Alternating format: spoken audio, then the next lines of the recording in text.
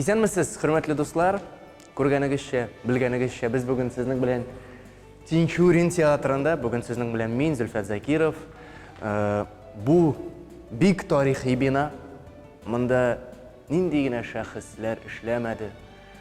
Кәрим Гали улы Тинчурин артист булып та, режиссер булып та, драматург булып та эшләде, хезмәтен кертте. Ә без сезнең белән режиссер бүлмәсенә күчик әле. Анда бик кызыклы вакыйгалар булгалады. Әйдәгез. Дуслар, монда инде бу ишек артында режиссер бүлмәсе. Әйдәгез, крик. Рәхим итегез.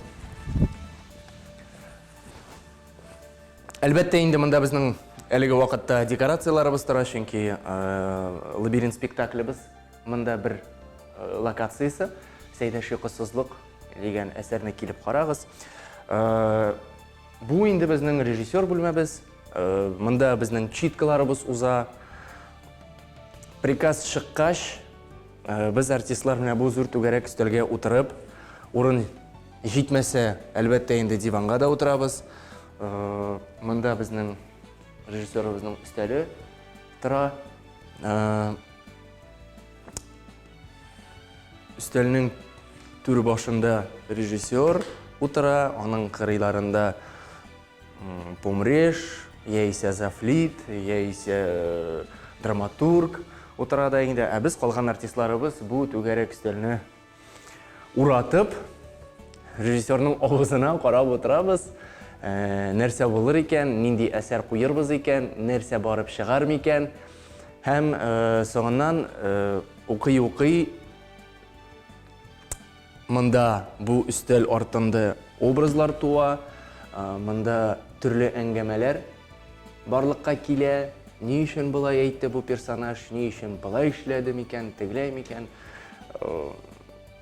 Монда эшнең башы дип әйтсәк була. Бу бүлмәнең ишекләре миңа 2005 елда ачылды. Ул вакытта театрыбызның баш режиссеры Рәшит Мулгалиевич иде. 2005 елда ул Мирсәй Әмир әсәре буенча Гөлшаян дигән спектаклен куярга булды. 10 октябрь әле дә истә. 10 туларга 15 минут барлык бөтен артистлар монда утыра. Мин 10 туларга 10 минутта кирип өлгердем. Ул вакытта миңа Рәшит Мулгалиевич әйтте, репетицияга 15 минут кала килергә кирәк, спектакльгә 45 минут кала килергә кирәк. Һәм менә бу кагыйдә минем өчен өндәү булып күңелемә кирип калды. Шул кагыйдә белән эшләргә тырышам. Чөнки чынында да артист бик үзенә таләпчән булырга тиеш. Өлкән артистлар белән эшләдем. Ул Фахим абый, Сидиков, Наил абый, Шәйхетдинов, Нуретдин абый, Нәҗмиев, Сәлим абый, Мифтахов, Илсияр апа, Лилия апа, Шамил абый. Һәм әлбәттә инде минем укытучым, минем беренче режиссерым ул Рәшит Мулгалиевич Заһидуллин. Әлбәттә инде артист иртәнге 10-га репетицияга килгәч, үзенең эш урынына, гримеркага юл тота. Әлегә без сезнең белән безнең матур фойебызда, без инде монда төрле спектакльләрдә куярга тырышабыз, төрле лекторияларда уздырабыз. Гомумән бу фойе безнең жан тынычлыгы, монда безнең җаныбыз ял итә, шулай безнең хөрмәтле тамашачыларыбыз монда үзара аралашып, спектакльнең беренче пәрдәсеннән шунда фикерләшеп торалар. Ә без сезнең белән минем төп эш урыныма юл тотыйк. Әйдә. Фойедан без хезмәткәрләр бүлмәсенә юл тотабыз. Бу безнең бик озын гына кызыклы коридор. Гомумән тамашачыларга монда юл юк. Мин инде безнең театрыбызның бераз серләрен ачып җибәрәм. Әйдәгез. Әлбәттә инде монда безнең кайбер декорацияларыбыз да тора. Монда хезмәткәрләребез ял итәргә мөмкинлекләре дә бар.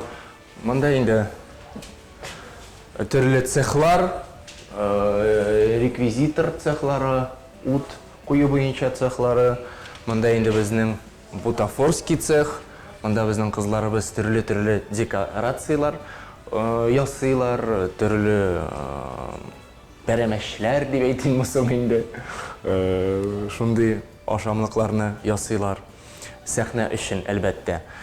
Әлбәттә инде бу бүлмәдә безнең төрле декорациялар барлыкка килә, ниндидер яңалыклар, ниндидер төрле мебельләр дә барлыкка килә. Кызларыбыз әлеге вакытта эшлиләр, аларга комачауламыйбыз. Без сезнең белән столярный бүлектә, столярный цех дип йөртәбез инде без моны. Монда безнең Фәнис абыебыз төрле рамнарда оештыра, тәгәрмәчләрдә барлыкка килә, гомумән мебельләрдә ясыйлар безнең абыйларыбыз. Театр бит ул шундый дөнья, монда теге кибеттән сатып алдым дигән сүз түгел. Монда үзебезнең цехларыбыз булгач, әлбәттә инде барлык бөтен декорацияны да без үзебез үз көчләребез белән эшләргә тырышабыз. Без сезнең белән дуслар театрыбызның алтын бер бүлмәсендә. Ни өчен алтын? Монда нинди генә костюмнар юк. Төрле чордан бүгенге көнгә кадәр менә минем коллегаларым әлегә үзләренә костюмнар эзлиләр. Чөнки безнең бик кызыклы чарабыз әзерләнә. Әлегә әйтеп тормыйм. Миңа да шундый бәхет татыды. Миңа да костюм эзләргә кирәк. Ул чарага. Бездә кемне? Сәйдәшә киясың? Мин Сәйдәштән киямдыр. Сәйдәштән кисәм ярыймы? Юк. Юк, соңгы әсәрдә минем костюм әйбернеке бит анда, военный. Юк инде. Менә бит минем костюм соңгы әсәрдә. Гөләндәмнән киям.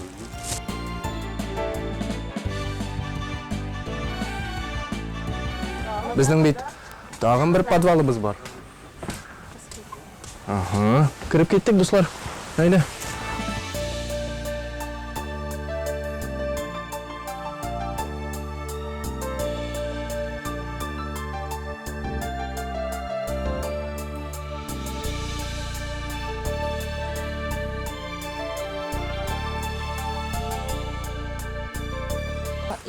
Кіріп шымсаң, тиз генә чыгып булмый монда, дуслар. Монда костюмнар шул күчмә вакытларыннан да калган костюмнарыбыз бардыр минемчә. Рәшит Мөгалиевич бу театрда эшли башлагач, шул заманнан да костюмнар бар. Әйтәм бит, төрле жанрлы спектакльләребез бар. Әлбәттә, бүгенге чорга туры килми торганнары. Бүгенге чорга туры килә торган спектакльләр алар җайлы, кайбер әйберләр кибеттә дә сатыла, шуннан да сатып алырга була. Ә менә инде әгәр дә спектакль 20-нче гасырныкы яисә 19-нчы гасырныкы булса, әлбәттә инде монда эшкә тотына пошивочный цех. Без шунда юл тотыйк әле. Без сезнең белән дуслар пошивочный цехта. Әйтеп узганымча, барлык костюмнарыбыз бу бүлмәдән артистларга киеп сәхнәгә озатылалар. Кайбер спектакльләр реставрациядә, менә мәсәлән минем шапаным сүнгән язларда реставрациядә кайбер костюмнар шулай ук, кайбер костюмнар инде әлбәттә яңадан, менә манекеннар бар монда безнең, төрле оверлоклар, төрле машиналар, төрле гасырга булган костюмнар бу бүлмәдән инде аяк баса. Әлегә мин менә үз костюмымны тикшерергә килдем. Премьерка була хәзер, карыйк, нәрсәләр үзгәртелде, туры килә микән, юк микән.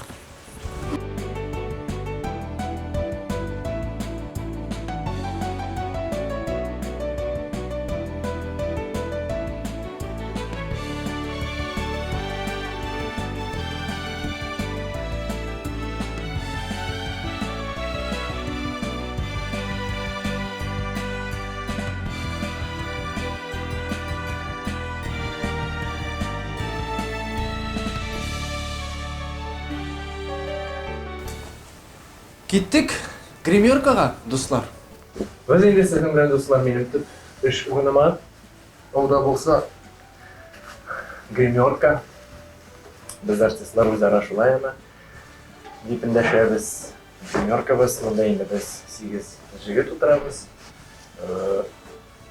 Көбімен театрға келгенде театр менің үшін екінші қожалық, екінші дүния, екінші ғаилем деп айтсам да бола.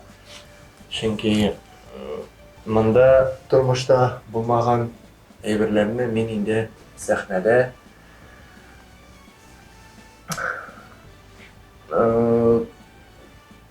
күрсәтергә, уй кичерешләремне, переживанияларны дип әйтим булса инде.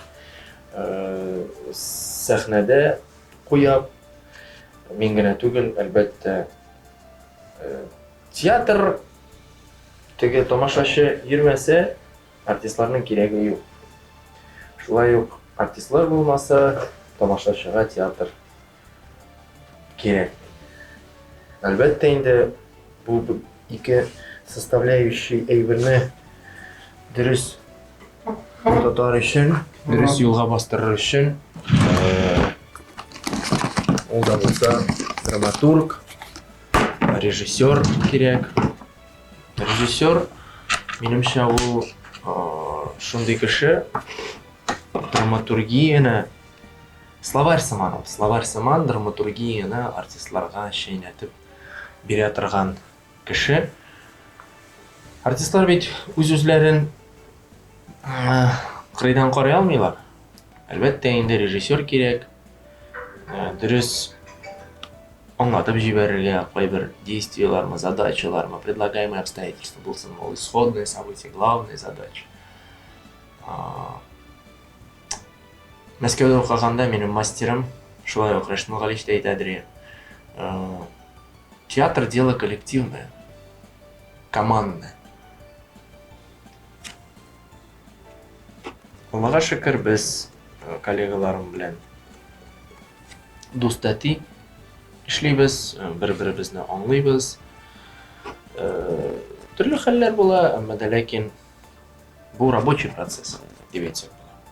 Һәр сәхәр вакытымда төшемдә күрәм, һәр сәхәр вакытымда төшемдә күрәм, мин сезне сәрвәр җан сөям, мин сезне сәрвәр җан сөям. Бу инде әлбәттә Сүнгән юлларның Мәхдүм белән Сәрвәр ариясы. Мин аны җырлаганда Резидә белән җырлыйм. Шулай хәзер кер кайда. Хәзер сәхнәгә юл тотыйм, дуслар. Бу шикләрне ачкач, әлбәттә инде без артистлар сәхнәгә чыгабыз. Сезгә мин бу серләрне ача алмыйм. Инде безнең спектакльләребезне күрәсегез килсә, хөрмәтле дуслар, хөрмәтле тамашачылар, рәхим итегез, Тинчурин театрына барлык бөтен спектакльләребезне күрерсез. Сезгә рәхмәт. Мин киттем. Сау булыгыз.